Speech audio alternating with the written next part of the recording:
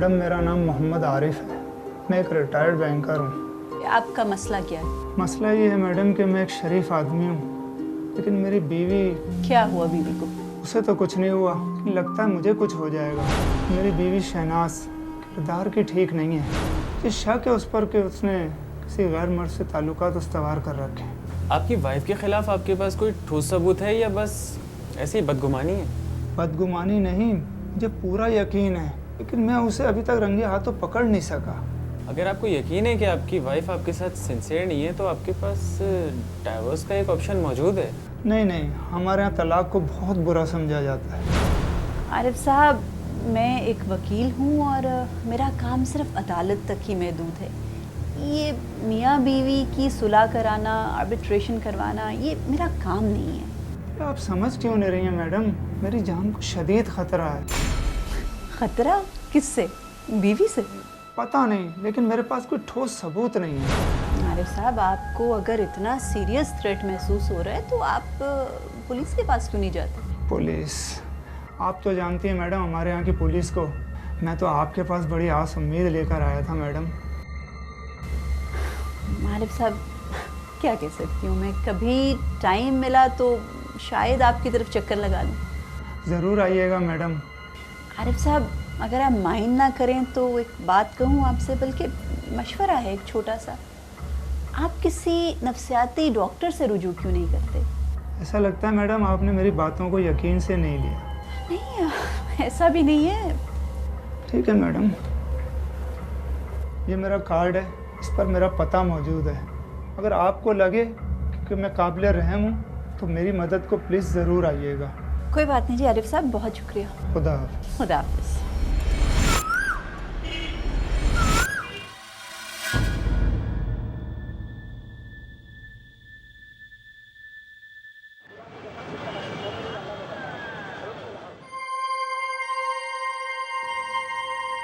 Oh no, उस दिन जो हमारे ऑफिस में साइको आया था, उसने खुदकुशी कर ली है। पता करो वाकई में खुदकुशी है या बेचारा उस दिन सही बात कर रहा था कि उसकी जान को खतरा है और हमने उसको सीरियसली नहीं लिया। मैडम, मैंने ये खबर सुबह अखबार में पढ़ी थी। पुलिस वालों को कॉल करके पूछा तो उनका कहना था कि ये सुसाइड का केस है, मर्डर का कोई एविडेंस नहीं मिला। अच्छा, चलो फिर चलते हैं। कहाँ? मरहूम के घर पे उनकी बेगम से ताज़ियत करते हैं। चलो।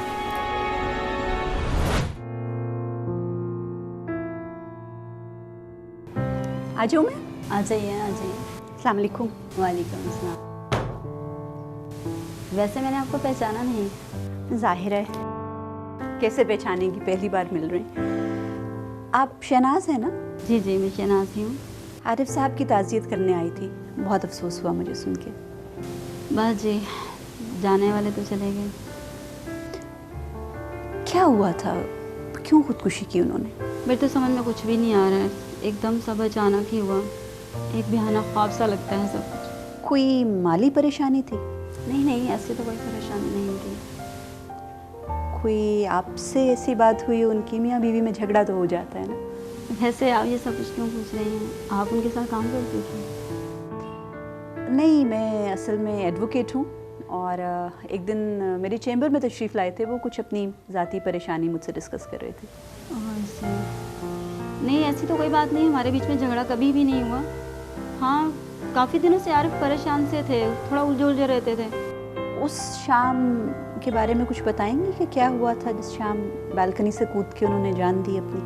मैं किचन में काम कर रही थी, आरिफ दुकान से आए और बालकनी में खामोशी से जाके बैठ गए। फिर थोड़ी देर बाद अचानक शोर सा हुआ। जब मैंने बालकनी में जाके देखा तो आरिफ नीचे गिरे हुए थे। आई एम सॉरी।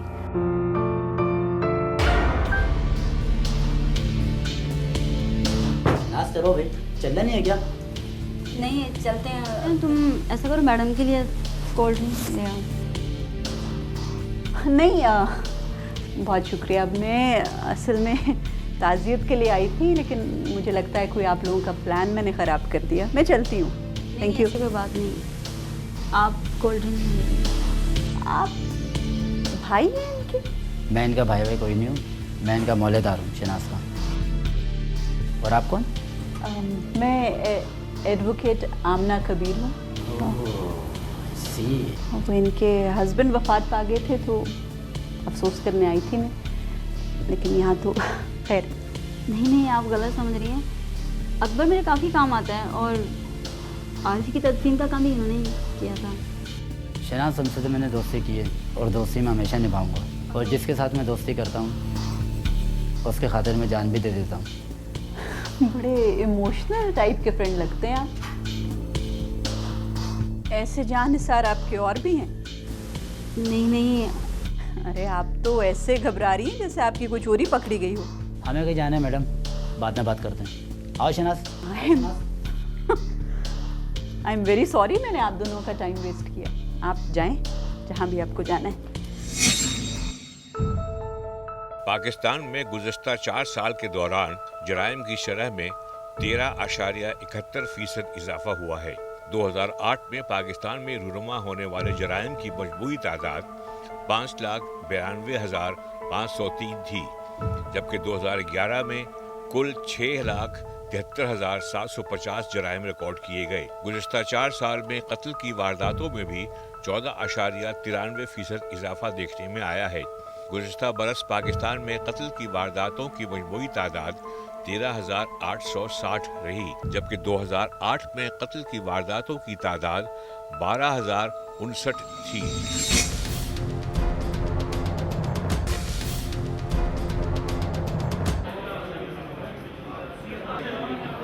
योर ऑनर, मैं बतौर वकील इस्तग़ासा इब्तदाई दलाइल पेश करने की इजाज़त चाहती हूँ। इजाज़त है। सर, 2 नवंबर को मेरे चेंबर में मोहम्मद आरिफ नामी एक शख्स मुझसे मिलने आया। उसका कहना था कि उसकी बीवी शहनाज उसके साथ सिंसियर नहीं है और एक गैर मर्द के साथ उसके नाजायज़ ताल्लुकात हैं। मोहम्मद आरिफ ने ये खदशा भी जाहिर किया कि अगर उसको कुछ हो गया तो उसकी जिम्मेदार उसकी बीवी होगी। और 3 नवंबर को शाम 4 बजे मोहम्मद आरिफ तीसरी मंजिल से अपने फ्लैट की बालकनी से गिरकर जाँ बहक हो गया। पुलिस ने इस केस को खुदकुशी करार दिया। मेरे ख्याल में योर ऑनर, मोहम्मद आरिफ ने खुदकुशी नहीं की बल्कि उसका कत्ल किया गया है। और मोहम्मद आरिफ के खदशात भी दुरुस्त थे, क्योंकि योर ऑनर जब मैं मरहूम के घर उनकी बेवा से मुलाकात करने गई तो मुझे ये देखकर बहुत हैरत हुई कि एक ऐसी औरत जिसके शोहर को फौत हुए अभी सिर्फ 2 दिन हुए हो, वो मरहूम की मग़फ़रत के लिए कुरान ख़वानी और दुआ करने के बजाय फुल मेकअप में एक गैर मर्द के साथ बाहर जाने को तैयार बैठी थी। बल्कि सर, मेरी मौजूदगी में ही वो गैर मर्द अकबर उसको पिक करने आया। और सर, आपकी इत्तला के लिए मोहल्ले वालों का कहना है कि अकबर एक स्ट्रीट क्रिमिनल है। मेरी दरख्वास्त पर ही मुतल्लिका पुलिस स्टेशन ने कार्रवाई शुरू की और आज इसी वजह से ये दोनों सस्पेक्ट्स अदालत में मौजूद हैं। सर, मेरा ये दावा है कि मोहम्मद आरिफ ने खुदकुशी नहीं की बल्कि ये एक कत्ल की वारदात है। और इसी सिलसिले में मैं अदालत में इन्वेस्टिगेशन ऑफिसर इंस्पेक्टर यूनुस को बुलाना चाहूँगी। Permission granted. इंस्पेक्टर साहब, किन वजूहात की बिना पर आपने मोहम्मद आरिफ की मौत को खुदकुशी करार दिया है? मैडम, हमने तो इब्तिदाई रिपोर्ट जारी की है, इन्वेस्टिगेशन जारी है। पोस्टमार्टम रिपोर्ट के बाद ही हम किसी नतीजे पर पहुंच सकेंगे। पर इब्तिदाई रिपोर्ट में भी कोई मंतक या लॉजिक तो होनी चाहिए ना। आप मुझे ये बताएं कि अगर कोई शख्स खुद से तीसरी मंजिल से छलांग लगाकर नीचे गिरे तो जमीन पर किस पोजीशन में गिरेगा? मुंह के बल ही गिरना चाहिए। लेकिन आपकी ही इब्तिदाई रिपोर्ट में ये लिखा हुआ है कि मोहम्मद आरिफ की लाश पुश्त के बल पाई गई थी। इंस्पेक्टर साहब, अगर मैं भी आपको कहीं ऊंचाई से नीचे फेंकूं ना तो आपकी लाश भी खुदा ना खास्ता इसी पोजीशन में मिलेगी, क्योंकि कोई भी इंसान फिजा से जमीन पे गिरते हुए अपनी पोजीशन नहीं चेंज कर सकता। तो आपने कैसे कह दिया फिर कि मोहम्मद आरिफ की मौत खुदकुशी है? आपकी इस पुअर परफॉर्मेंस पे आपको शो कॉज नोटिस मिलना चाहिए। मैंने कहा ना, हमने सिर्फ इब्तिदाई रिपोर्ट बनाई है। आपको मालूम है कि पुलिस का काम करने का एक तरीका होता है। अभी तो ये वाक़या ताज़ा है, इन्वेस्टिगेशन कर रहे हैं, लेकिन आप ये मामला अदालत में ले आई। पुलिस को तो हतमी चालान बनाना बाकी है। आप एक सीनियर वकील हैं, आपको तो ये मामला सब मालूम है। इंस्पेक्टर साहब, आप मुझे कानून सिखाने की कोशिश ना करें। अगर आप लोग अपना काम ईमानदारी और एफिशिएंसी से करें ना तो आज सोसाइटी में क्राइम रेट इतना बढ़ ना गया हो। पुलिस को हिदायत की जाती है कि अगली पेशी पर इस केस का हतमी चालान बनाकर पेश किया जाए। योर ऑनर, मैं एडवोकेट शकील अहमद मिसेस शहनाज आरिफ के दिफा में पेश होने की इजाज़त चाहता हूँ। इजाज़त है। Thank you. योर ऑनर, अदालत अंदाज़ा कर सकती है कि किसी भी औरत के लिए उसके शौहर की अचानक और अंधुनाक मौत कितना बड़ा सान्या होती है, लेकिन पब्लिक प्रोसिक्यूटर ने उन्हें ही सस्पेक्ट करार देकर ऑनरेबल कोर्ट में पेश कर दिया। योर ऑनर, मैं चाहूँगा मिसेस शहनाज आरिफ अदालत में आके अपना बयान रिकॉर्ड कराएं और उन सारे धमाका खेज हक़ाइक़ से पर्दा उठाएं कि वो अब तक क्यों खामोश थी। इजाज़त है। जज साहब, मेरे शोहर का कातिल अकबर है, मैं नहीं। जज साहब, जब आरिफ के कत्ल को पुलिस ने खुदकुशी का नाम दिया तो अकबर ने आके मुझे धमकी दी कि अगर मैंने पुलिस को अपना बयान दिया तो वो मुझे भी आरिफ की तरह मार डालेगा। अकबर एक आदी मुजरम है, लोगों को सरेआम गन पॉइंट पर लूटता है। और जज साहब, इसने खुद मेरे सामने इतराफ़ किया कि सिर्फ एक मुज़ाहमत करने पर इससे पहले 2 लोगों को मार चुका है। मैं घबरा गई जज साहब, मैं मजबूर थी, मैं मजबूर। सफ़ेद झूठ है जज साहब, ये औरत मुझे फंसाना चाहती है। मुल्जिम अकबर, तुम्हें मालूम है अदालत में बगैर इजाज़त बोलना जुर्म होता है। खामोश बैठे रहो, तुम्हें अपनी सफाई का पूरा मौका दिया जाएगा। शहनाज साहिबा, जरा इस बात की तो वजाहत कीजिए कि ये स्ट्रीट क्रिमिनल आपकी ज़िंदगी में आया कैसे और आपका इससे ताल्लुक़ क्या है? मेरा कोई ताल्लुक़ नहीं है जज साहब, मुझे तो बताते हुए भी शर्म आ रही है। इस घिनौने इंसान ने वॉशरूम के रोशनदान से मेरी तस्वीरें लीं और मुझे ब्लैकमेल किया कि अगर मैंने अपनी ज़ुबान खोली तो ये उन तस्वीरों को मंजर-ए-आम पर ले आएगा। शहनाज साहिबा, जब मैं आपको मिलने आपके घर आई थी तो मुझे तो आप कोई अफसुर्दा बेवा के तौर पर नजर नहीं आई, बहुत खुशबाश लग रही थी और इसी खतरनाक क्रिमिनल अकबर के साथ बाहर जाने को तैयार बैठी हुई थी। बसा औक़ात हकीकत वो नहीं होती योर ऑनर जो नज़र आ रही होती है। शहनाज साहब, आप तशरीफ़ रखिए। इस सारे वाक़े की असल हकीकत क्या है ये मैं बयान करूँगा। अब मैं आपको बताता हूँ उस शाम हुआ क्या था। उस दिन मोहम्मद आरिफ दुकान बंद करके तकरीबन 3 बजे लंच करने अपने घर पर आ गए थे। शहनाज साहिबा किचन में लंच की तैयारी में मसरूफ़ थीं कि अकबर उनके फ्लैट में दाखिल हुआ डकैती की नीयत से। तुम अंदर कैसे आए? दरवाजे से आया मामो, दरवाज़ा खुला छोड़ दोगे तो कोई भी अंदर आ जाएगा। अच्छा अच्छा, बोलो क्या काम है? डकैत को क्या काम होगा, शोर शराबा नहीं करना। शोर मुझे बिल्कुल भी पसंद नहीं। वैसे ही आजकल करके चलिए मामू, जो कुछ भी है ना चुपचाप और खामोशी से निकाल दो।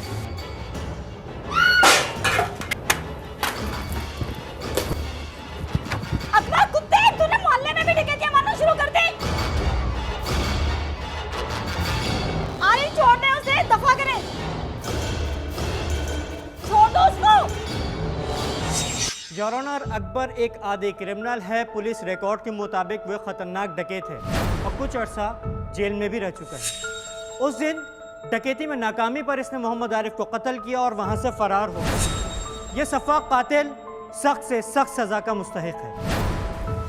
शकील साहब, आपने अपनी क्लाइंट को बचाने के लिए कहानी तो बहुत अच्छी घड़ी है, लेकिन इस कहानी में बहुत झोल है। एक खतरनाक प्रोफेशनल क्रिमिनल क्या इतना क्लमजी और बूदा हो सकता है कि एक आम इंसान इंतहाई महारत से किसी चीज से निशाना बांधकर उसके हाथ से पिस्तौल गिरा दे? एक आम आदमी पर तो पिस्तौल की दहशत ही इतनी होती है कि वो अपने हवास खो बैठता है। तो सामना, पहले आपने इस क्रिमिनल को अरेस्ट करवाया, अब आप खुद ही इसे बचाने की कोशिश कर रही हैं। शकील साहब, मुझे अकबर से कोई हमदर्दी नहीं है। मेरे ख्याल में कि अकबर और शहनाज दोनों बराबर के मुजरिम हैं, इसलिए सज़ा भी दोनों को बराबर की मिलनी चाहिए। सर, मेरा ख्याल में उस दिन अकबर आरिफ के घर डकैती की नीयत से दाखिल नहीं हुआ था, बल्कि उस दिन आरिफ ने अकबर और शहनाज दोनों को रंगे हाथों पकड़ लिया। योर ऑनर, मिस आमना एक मुअज़्ज़िज़ खातून पर कीचड़ उछाल रही हैं। कीचड़ नहीं उछाल रही मैं वकील साहब, आपकी क्लाइंट को आईना दिखा रही हूँ। सर, मैं अकबर को कटहरे में बुलवाना चाहती हूँ। इजाज़त है। अकबर, वकील साहब ने जो कुछ बयान किया है क्या वो दुरुस्त है? बिल्कुल गलत है। क्यों? क्या तुम डकैत नहीं हो? हाँ, मैंने छोटी मोटी चोरियाँ ज़रूर की हैं और उनकी सज़ा भी ली है। साल भर में मैंने अभी तक कोई वारदात नहीं की। तुम बिल्कुल ठीक कह रहे हो अकबर, तुमने 1 साल में पूरे कोई वारदात नहीं की क्योंकि तुम्हें वारदात करने की ज़रूरत ही नहीं थी। शहनाज पिछले 1 साल से तुम्हारी तमाम ज़रूरतों का ख्याल रख रही है, तुम्हारी माली ज़रूरतें भी, और बहरहाल तुम्हारे बारे में मैंने भरपूर तफ्तीश की है और ठोस सबूत भी हैं। हाँ, मैं आपको सच सच बताऊंगा, मेरी आंखें खुल गई हैं। वो औरत मुझे फंसाना चाहती है और ख़ुद को साफ साफ बचाना चाहती है। गुड, तो फिर ठीक है, बताओ अदालत को कि असल मामला क्या है। Objection your honour. Miss Amna ने मेरी क्लाइंट को गिल्टी प्रूफ करवाने के लिए ये शख्स प्लांट किया है, लिहाजा ये शख्स जो भी बयान देगा झूठा होगा। आप तो अभी से घबरा गए, अभी तो अकबर ने अपना बयान देना शुरू भी नहीं किया। मुल्ज़िम अकबर, अपना बयान रिकॉर्ड करवाओ। जज साहब, मैं जो भी बोलूँगा सच बोलूँगा और खुदा को हाजिर नाजिर जानकर बोलूँगा। आरिफ जब दुकान पर होता था, मैं शहनाज के फ्लैट में जाता था और अकेला जाता था। कब से जानते हो तुम शहनाज को? 1 साल। 3 नवंबर को क्या हुआ था? आरिफ दुकान पर था, मुझे पैसों की सख्त ज़रूरत थी।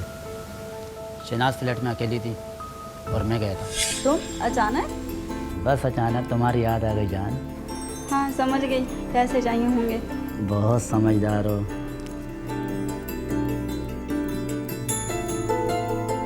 इतनी जल्दी भी क्या है पैसों की? अच्छा अच्छा, ठीक है, तुम बैठो तो सही। बैठ भी जाएंगे। आरिफ आते होंगे, पैसे लेकर आते हैं। मैं बुड्ढे को देख कर आया हूँ, वो दुकान पर है।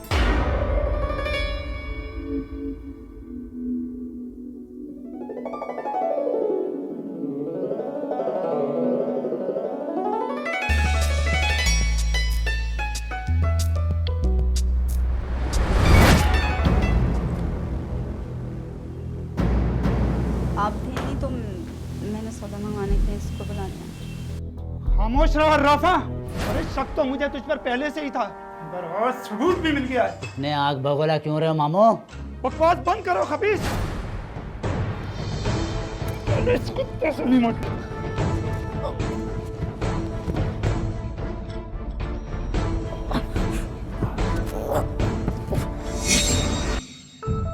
अमेरिका में गुज़श्ता बरस 222 औरतें अपने शौहरों के कत्ल के इल्ज़ाम में गिरफ्तार हुईं, जबकि बीवियों को कत्ल करने के इल्ज़ाम में गिरफ्तार होने वाले मर्दों की तादाद 318 थी। कनाडा में शौहर के हाथों बीवी के कत्ल के मुकाबले में बीवी के हाथों शौहर के कत्ल की वारदातों का तनासुब दुगना है। गुज़श्ता बरस कनाडा में 363 मर्दों की कातिल उनकी बीवियां थीं, जबकि 173 औरतें अपने शौहरों के हाथों हलाक हुईं।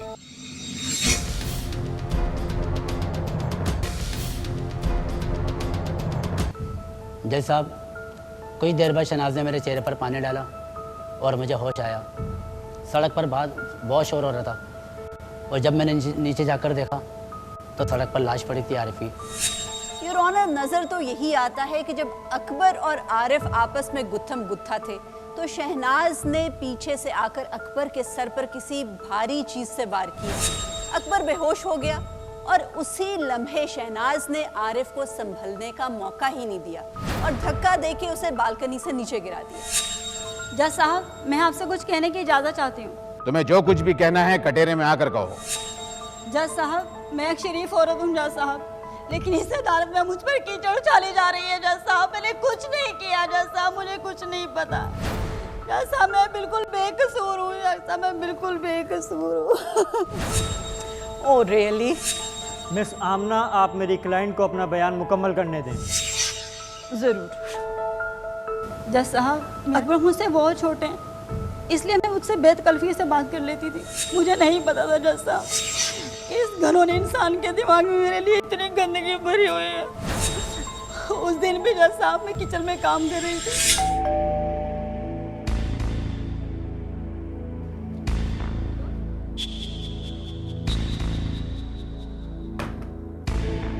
क्या हो रहा है जाने मन? जाने मन? क्या मतलब जाने मन? तमीज़ कहाँ की है तुम्हारी? अरे छोड़ तमीज़ की बातें, मुझे पता है ना तेरे मन में क्या क्या है। क्या कर रहे हो तुम ये? मुझ पे जुनून तारी हो गया है मेरी जान।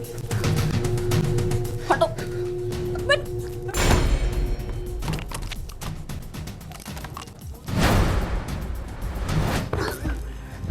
जलील कमीने, तेरी ये हिम्मत।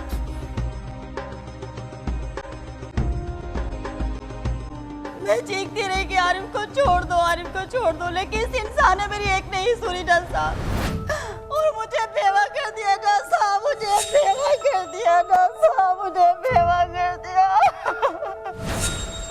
जज साहब, ये झूठ बोल रही है। इसके चेहरे के पीछे एक और चेहरा छुपा हुआ है। इसको मैं बहुत अच्छी तरह जानता हूँ। Shut up! अगर तुम अब बोले तो तौहीन अदालत का मुकदमा बन जाएगा तुम्हारे खिलाफ। मैं नहीं चाहती थी कि इतनी गंदी बात अदालत में मैं सबके सामने कहूँ, क्योंकि किसी भी औरत के लिए इतनी गलत बात कहना आसान बात नहीं होती है, लेकिन इस अदालत में बार बार मुझ पे कीचड़ उछाली जा रही थी जज साहब। मैंने सोचा कि सच छुपाकर कोई फायदा नहीं, इसलिए आज मैंने सब कुछ आपको सच बता दिया। मुझे इंसाफ चाहिए आपसे, मुझे आपसे इंसाफ चाहिए। और अब ये एक बार मेरी भी जान का दुश्मन बना हुआ है जज साहब, मुझे धमकी दे रहे कि वो मुझे भी मार डालेगा जज साहब, वो मुझे भी मार डालेगा। मैं आपसे इंसाफ की अपील करती हूँ जज साहब, मैं आपसे इंसाफ की अपील करती हूँ। आप दोनों वकला हजरात अपने बयानात बदल कर न सिर्फ अदालत को मिसगाइड कर रहे हैं, बल्कि अपने केस को भी बहुत पेचीदा कर रहे हैं। I am sorry your honour, मेरी क्लाइंट ने तकलीफ सच खुद बयान कर दिया है, इसलिए मेरी आपसे दरख्वास्त है कि मिसेस शहनाज आरिफ के बयान पर ही कार्रवाई की जाए। वकील साहब, चलें अगर ये बात हम मान भी लें कि अकबर ने शहनाज की इज्जत पर हमला किया था। मानने की बात नहीं, ऐसा ही हुआ था। चले, मैंने कहा ना मान लेते हैं, लेकिन मुझे ये बताएं कि इस तमाम तर हंगामे में जहाँ शहनाज चीखों पुकार कर रही है, आरिफ और अकबर एक दूसरे को मारपीट कर रहे हैं, क्या पूरे मोहल्ले में इसकी आवाज़ नहीं गई होगी, इस शोर शराबे की? पूरे मोहल्ले में से आपके पास एक भी ऐसा गवाह है जो शहनाज के बयान की तस्दीक कर सके? योर ऑनर, पुलिस कचहरी के चक्कर में कोई नहीं पड़ता, और मोहल्ले का कोई शख्स भी पुलिस को बयान देने के लिए तैयार नहीं है। और वैसे भी योर ऑनर, आजकल लोग अपनी ज़िंदगी में इतने मसरूफ़ हो गए हैं कि किसी को ध्यान नहीं रहता कि पड़ोस में क्या हो रहा है। योर ऑनर, मैं शहनाज से कुछ सवालात करना चाहूँगी। Permission granted. मुझे ये बताएं कि एक आवारा प्रोफेशनल क्रिमिनल जिसको मोहल्ले का कोई मर्द भी मुंह नहीं लगाता, इसी किस्म के इंसान से तुमने इतने गहरे रवाबित रखने थे कि वो तुम्हारे घर में आके तुम्हारा कामकाज भी कर जाए? बस जी यही मुझसे गलती हो गई। गलती? क्या मासूमियत है। शहनाज, आपको आपके वकील ने ही ये मशवरा दिया होगा कि कहानी को एक नया रुख दिया जाए और अब एक अटेम्प्टेड रेप का किस्सा छेड़ा जाए, जो कि इतना अरसा गुजर जाने के बाद प्रूफ भी नहीं हो सकता। इसीलिए योर ऑनर, अदालत से गुजारिश है कि पुलिस की मौजूदगी में शहनाज के अपार्टमेंट की तलाशी लेने की इजाज़त दी जाए और दोनों मुल्ज़मान का डीएनए टेस्ट भी करवाया जाए। यह अदालत मिस आमना को पुलिस की मौजूदगी में जाए वारदात का मायना करने की इजाज़त देती है और मुल्ज़मान के डीएनए टेस्ट की इजाज़त भी देती है। और मुल्ज़िम अकबर, तुम्हारी तरफ से भी कोई वकील दिफा पेश नहीं हुआ। इस केस की समाअत 15 दिन के लिए मुलतवी की जाए।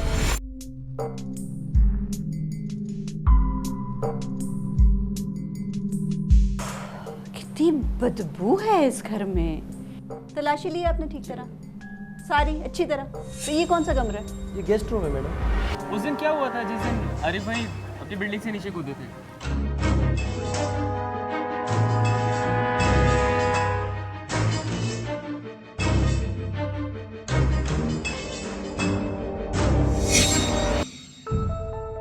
जना क़ज़्फ़ यानी जना के झूठे इल्ज़ाम, चोरी और शराबनोशी के जुर्म पर शरई सज़ाओं की नफाज के लिए हुदूद ऑर्डिनेंस 1979 में मुतारिफ करवाया गया था। इस कानून के तहत जना के मुर्तकिब शादीशुदा फ़र्द के लिए संसार और गैर शादीशुदा अफराद के लिए 100 करोड़ की सज़ा तजवीज़ की गई है। ताहम इस इंतहाई सज़ा के लिए कम अज़ कम 4 गवाहों की शर्त ज़रूरी है। 2006 में तहफ़्फ़ुज़ ख़वातीन बिल के तहत इस ऑर्डिनेंस में कुछ तरामीम की गई हैं, जिसके तहत ज़िना बिल जब्र पर हद की बजाय ताज़ीर जारी की जाती है। उलमाए कराम और कानून साजों के दरमियान तहफ़्फ़ुज़ ख़वातीन बिल हुनूज़ एक मुतनाज़े मसला है।